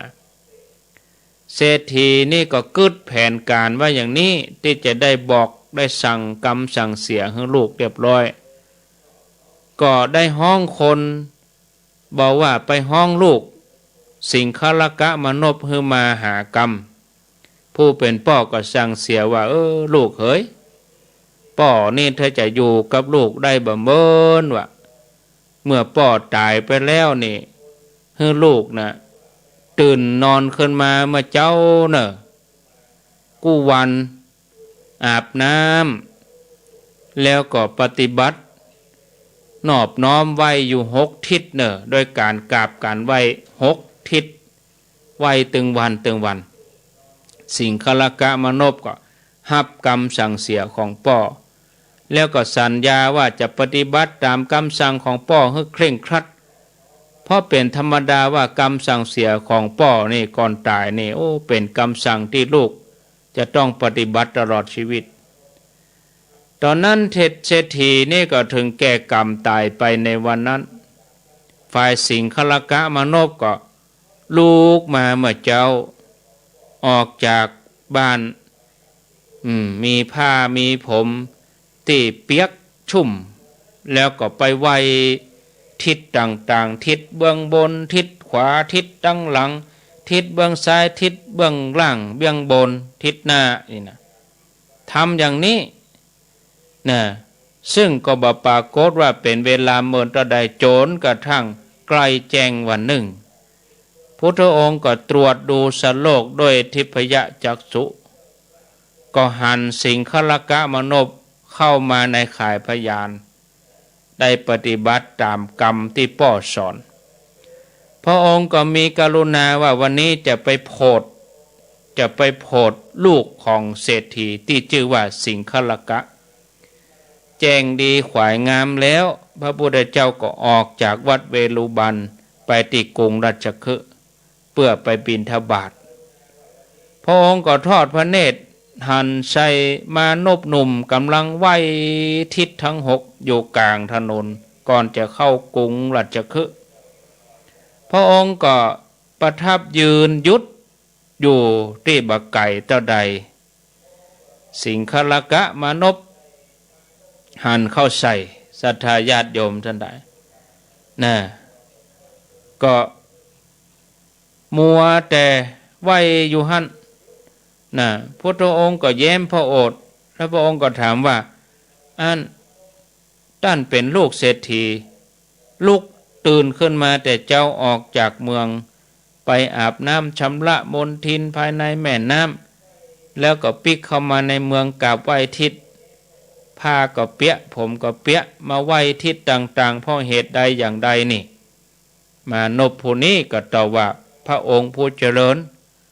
ก็พ่อของข้าพระองค์ได้สั่งเสียไว้ก่อนตายว่าลูกฮักเจ้าพึงนอบน้อมทิศหกนี้เนี่ยข้าพระองค์ก็เลยต้องเคารพนับถือตามกรรมของพ่อสั่งเสร็จแล้วก็ลูกเจ้ากูเจ้าออกจากบ้านจากเมืองมาอยู่กลางถนนนี้ไวอย่างอีตึงวันพระเจ้าก็ตรัสว่าโอ้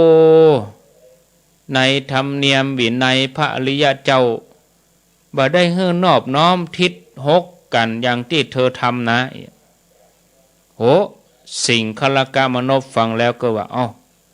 ก็ป้อของเฮาเฮือไหวทิศทั้งหกนี่เฮาก็เข้าใจว่าต้องการกราบไหวตึงหกทิศนี่อย่างเฮาทำนี่กะแต่พระศาสดากลับมาบอกว่าอริยสาวกบ่ได้นอบน้อมทิศอย่างที่เฮาทำอยู่เฮาควรจะถามว่าทิศที่ว่านั้นน่ะอริยเจ้าทั้งหลายเปิ้นหมายถึงอันหยังกันนี่หรอ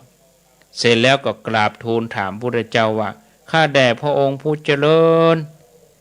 ในวินัยของอริยเจ้าอริยวินัย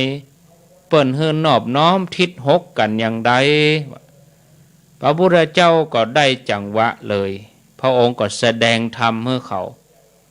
เปิ้นไหวกันอย่างอีเนอว่าพระพุทธเจ้าพระองค์ก็แสดงธรรมขีหิวินัยของคฤหัสถ์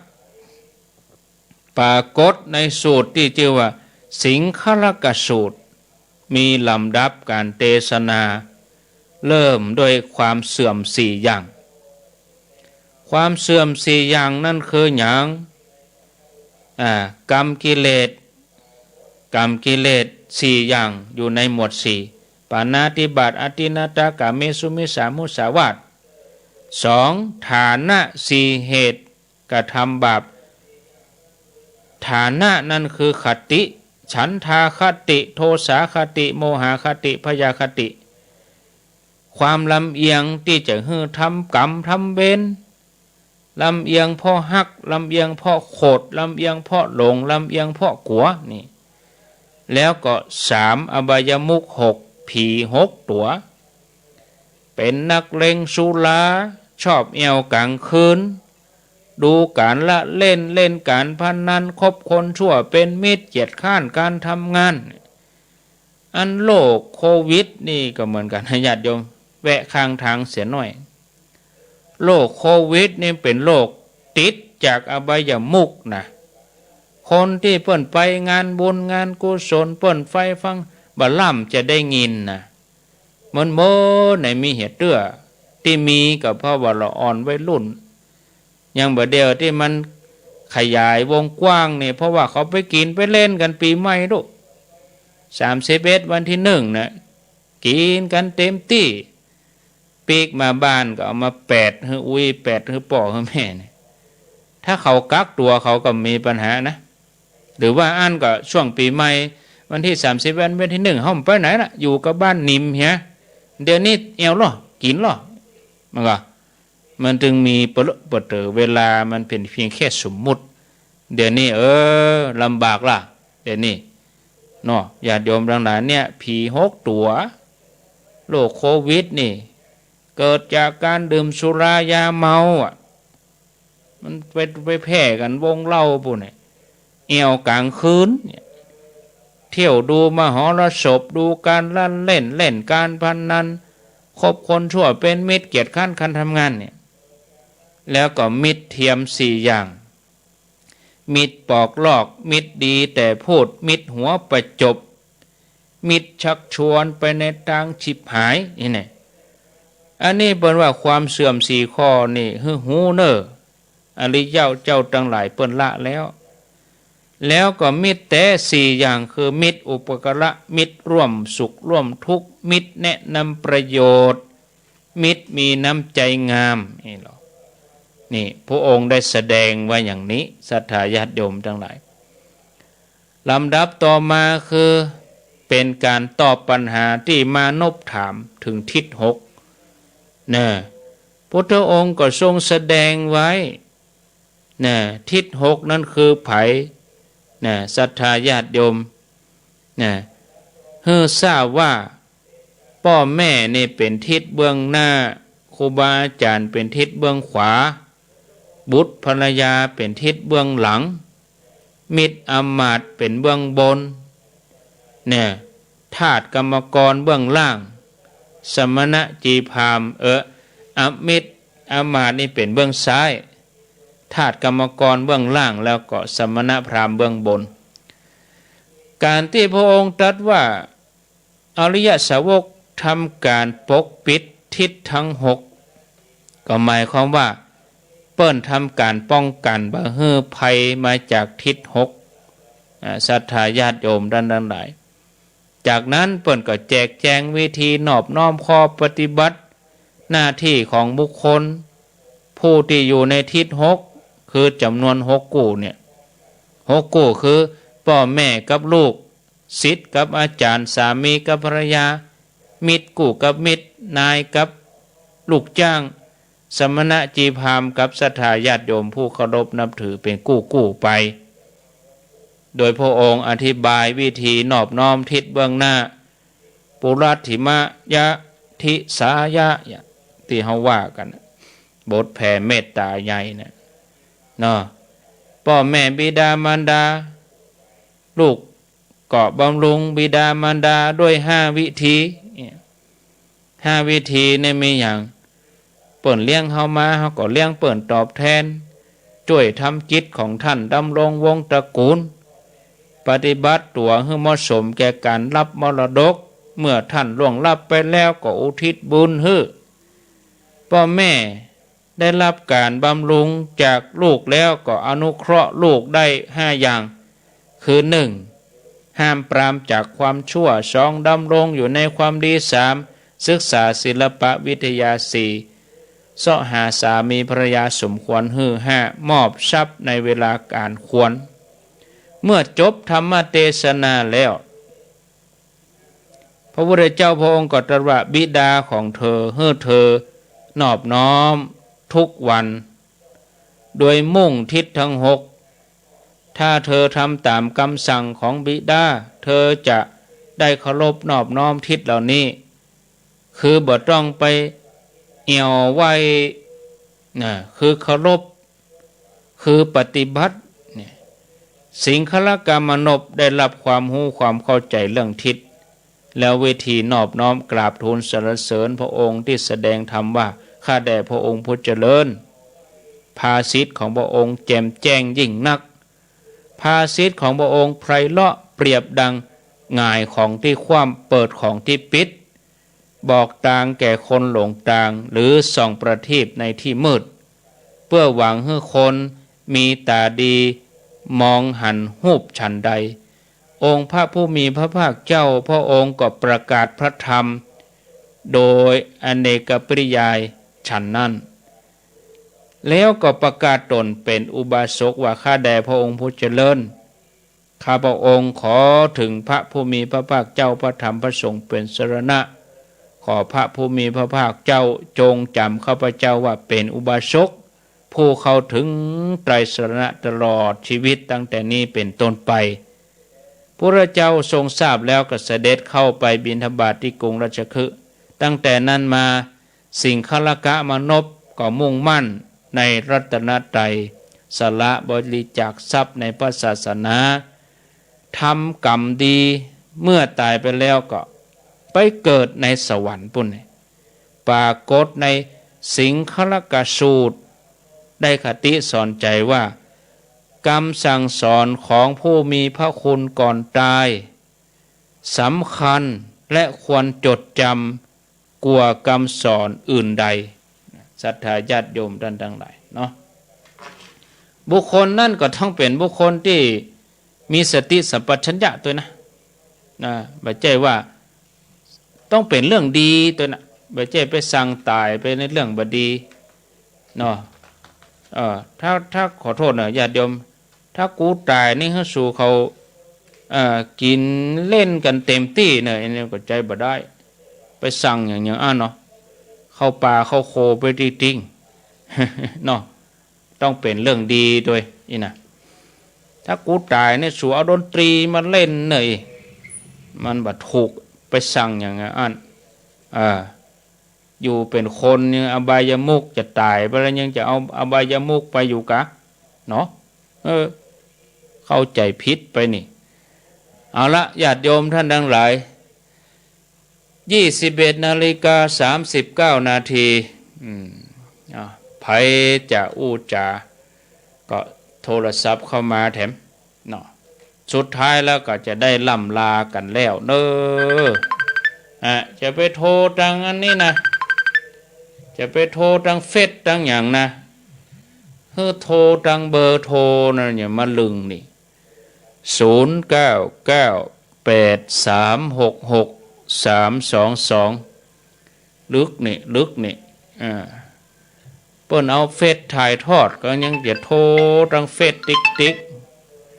เจริญปอนบอกเบอร์โทรก็ยังมาโทรเบอร์โทรจากไหนนี่โทรจากของเพื่อพานครับอำเภอพานเนาะวัดป่าปงตำบลหัวงมหัวงมอำเภอพานวัดป่าปงปอคายก็ปอคายโมทนาได้หลายได้สถานีใหม่ๆเจริญปอนโอ้อย่างอย่างโทรจากไหนโอ้เจริญปอนโทรจากไหนจากดอยลานเจ้าดอยล้านบอกครบตำบลอำเภอจังหวัดอำเภอเมียงเจ้ายังมาถามกันเป็นกรรมอย่างนั้นเนาะเอาอยู่บ้านไหนอย่างตำบลไหนอย่างอำเภอจังหวัดอยู่ปุงอ้อเจ้าปุงอ้อดอยลานเจ้ามันใบแห้งไงใบแห้งไงครบกะอำเภอเมียงจังหวัดเชียงรายเจ้าอันกะปงอ้ออำเภอเมืองเชียงรายอีกะฟังสถานีไหนดารุณีเจ้าโมทนาคงจะเป็นดารุณีหมดเนาะ0998366322โทรมาติดปุ๊บอาตมารับแล้วอาตมาก็ตักว่าเจริญปอนอีกญาติโยมก็ไหว้สวัสดีอีเนาะอาตมาจะถามว่าโทรมาจากไหนก็ต้องบอกครบไปเลยถามกันไปถามกันมามันก็จ้าไปแหมเจริญปอนจากเจ้าเข้าคูโทรจากไหนจากบ้านร่องวัวแดงเชียงใหม่อันก็ร่องวัวแดงอำเภอสันกำแพงเชียงใหม่เนาะยาวฟังสถานี104กะยาว104โมทนาคนหลายยายพรน้อยให้ได้หลายๆสถานีเจริญปอนอินดูเปิ้นที่เปิ้นเข้ามาใหม่เจริญปอนเจริญปอน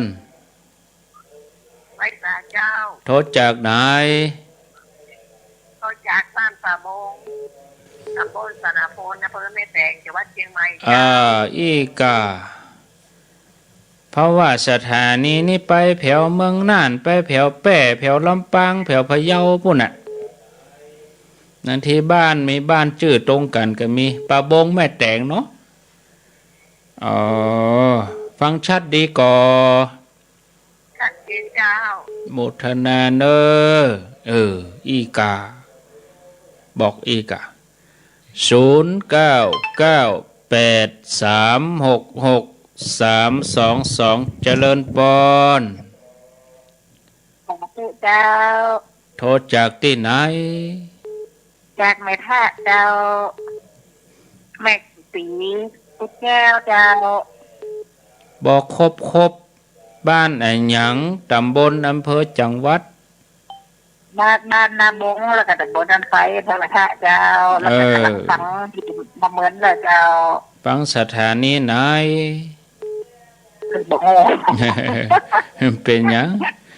แม่ท่านี่ถ้าจะฟังบุญยวาดเนาะ เจ้า โม แล้ว ท ก็ นา ทำเป็นประจำนั้นละกัน อืม เขาประจังอุ้มแนมอุ้มกระทันนะ ไปเป็นอย่างอู้เนี่ยเอียกะอู้ธรรมดาเอียกะ อย่างโทรมัน เจ้า สาธุไปกลัวอย่างอ่ะอู้อย่างเฮาอู้เนี่ยกะเจริญปอน สวัสดีจ้า สวัสดีโทษจากไหน จุมาลี สุมาลี ค่ะ อ้าว บุญวาดค่ะ บอกครบ สถานีบุญวาดค่ะ อยู่บ้าน จังหวัดลำปางค่ะ อยู่บ้านไอ้หยังอำเภอหยัง อยู่บ้านปลาแล้วอำเภอเมือง ปะกันแล้วเนาะ ค่ะ นะ เคยเจอกันแล้วใช่ไหม จ้าเจอกันแล้วค่ะ โย ถ่าย ม รูปด้วยกันแล้วค่ะ โยมที่อยู่ลบบุรีนะ จ้า แม่บ้านแม่ฟ้องจันทร์อย่างเขามูนั่นกะฟังกันหมดและกะมูนี่มันได้เอิ้นหาเป็นคนเอาเป็นรวมกันแล้วกัน เจริญปอน กราบนมัสการเจ้าพระครูเจ้า โทษจากที่ไหน เวลาพรบ้านแปงนิ้วอำเภอเมืองกับเป้าจังหวัดเชียงรายเจ้า อีกะแม่ลาพรแปลงยิ้ว ฟังสถานีหยัง สถานีใบหมอกเลยพี่เจ้า 103.50โมทนา สายต่อไป0998366322เจริญปอน จากบริษัทท่านพระพุทธเจ้าร ายงานตัว ฟังวังผันอยู่ในใจเจ้า แม่ใจอำเภอแม่ใจ เจ้า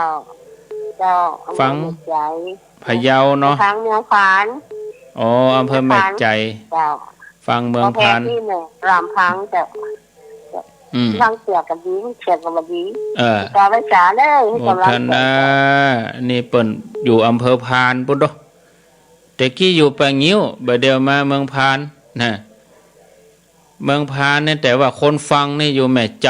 แต่ฟังสถานีเมืองพาน เจริญปอน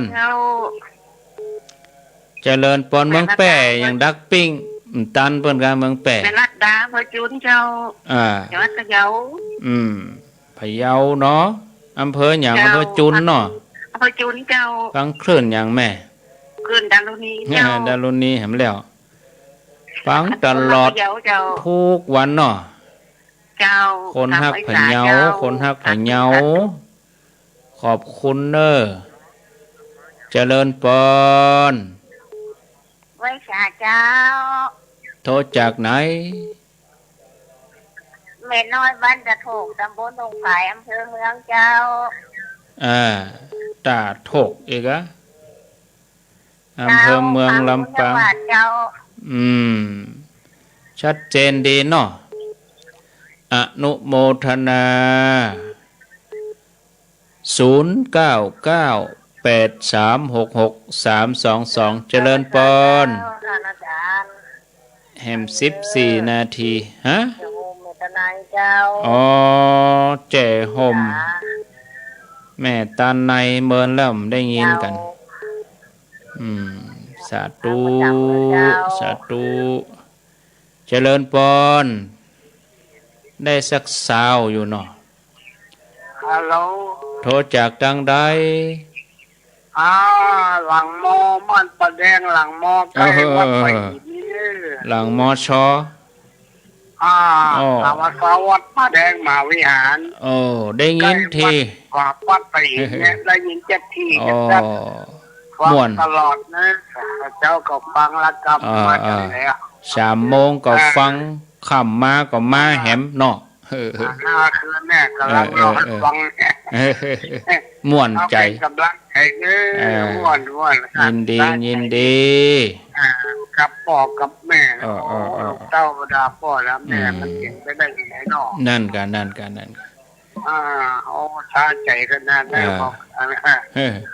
ยินดี ชาติบุญเรืองเลย โมทนา แดงหลังมอมันแดงหลังมอ อยู่ดีมีสุขสาธุ อยู่ดีมีสุขอันนี้เพิ่นอยู่ในเวียงเชียงใหม่ หลังมอชอข้างใกล้วัดไฟหินเจริญปอน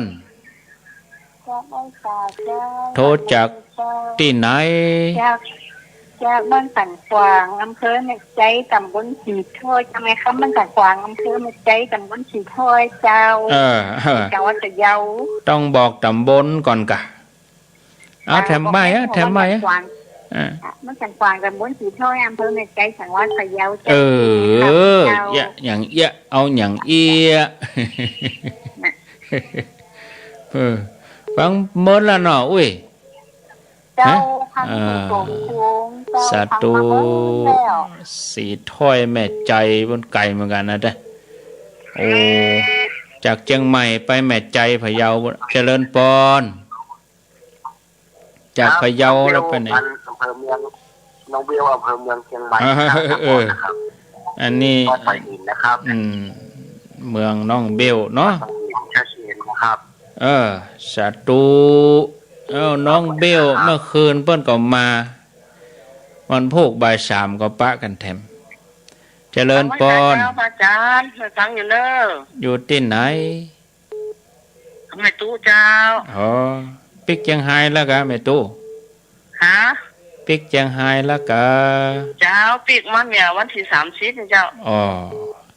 โมทนาสายต่อไปเจริญปอนไว้จ่าเจ้าสวัสดีโทษจากผาใต้เหนือเด้อผาใต้เมืองลีเจ้าแม่ผาใต้เมืองลีเจ้าเมืองลีลูกฟังกันกูคนดีแล้วเนอะเจ้าตะกี้กูโดนกูองเลยล่ะตะกี้อยู่เชียงไฮ้บัดเดียวมาลีสาธุเจริญปอนแฮม10 นาทีไฟฝ่าเจ้าอิเมบัวจานวัดหลวงตำบลนาขวาอำเภอแม่ท่าจังหวัดลำปางฟังขึ้นบุญยวาดเจ้าอีกาครบถ้วนดีนี่นะต้องได้อย่างนักนี่เขาท่าดีอันดีว่าอันตานอันนี้ตาน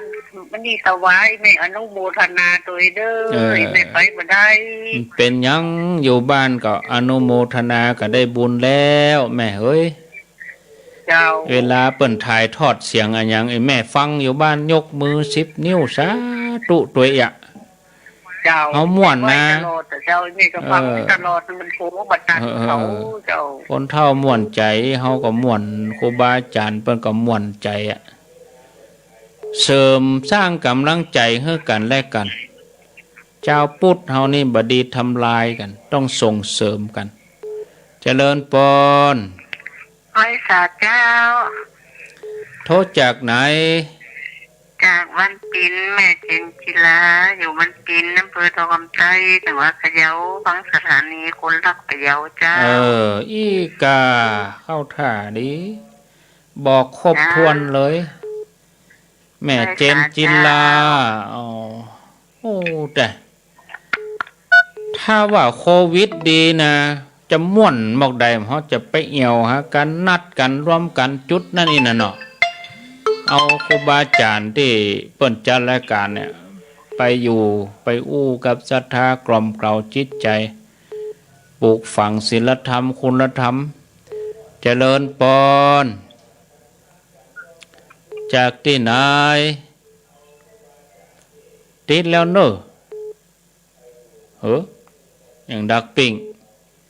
ติดแล้วนะใส่ใหม่มาเจริญปอนอันอย่างโคลกคลัก09983664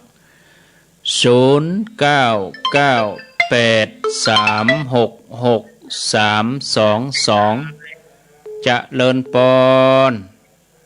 เจ้า สวัสดีแม่ไหวสาเอกอะไหวสา แม่ภาษาเจ้า โทษจากไหน บ้านตะปูบ้านนั่น บ้านถ้ แม่ปิดวิทยุเหียแล้วก็อู้กับโทรศัพท์นี่กะบ้านถ้ำตำบลอำเภออย่างแม่ ำตะปูนั่นปูงามอำเภอแม่สาย โอ้อำเภอแม่สายเพิ่งก่อน เจ้า โอ้ไก่เหมือนกันเนอนี่นะฟังตลอดเนาะ ฟังตลอดเจ้า ฟังมาเป็นปีแล้วเนาะ เจ้าเจ้า เมื่อล่ำได้จับอาตมาแต่ วันนี้เจ้า สาธุเนอสาธุปุดแล้วก็บ่ได้มาสักกรรมปุดที่5นั้นมอบหมายให้ตุลุงยองแตนกะอาตมาไปงาน0998366322เจริญปอน หลวงพ่อเจ้าหลวงพ่อหาเจ้า โอ้โหนึกว่าบ่ฟังกันนี่หมู่บ้านใกล้นี่ ฟังเจ้าฟังเถอะ ได้ยิน เนี่ยโทรมาก็มันแบบว่าโทรตีก็มากันรู้เรื่อง อันนี้สถานีไหนแม่หลวง 98 ห้วยตองซักนี่นะ เจ้า บ้านแป้นก็ได้ก็เนี่ย ก็บอกมาได้ก่อน ลองไหลพอเนอะบ้านแป้นเรดิโอ เจ้า อนุโมทนา สาวสาเจ้า จะมาไปเขาแล้วไปสันทรายฟังทั้งหางโดงนี่ได้หมด ได้ บ้าน ครับ อาจารย์นิพนธ์ ครับอาจารย์กิตครับ อาจารย์กิตกะ ดาวครับ นึกว่าอาจารย์นิพนธ์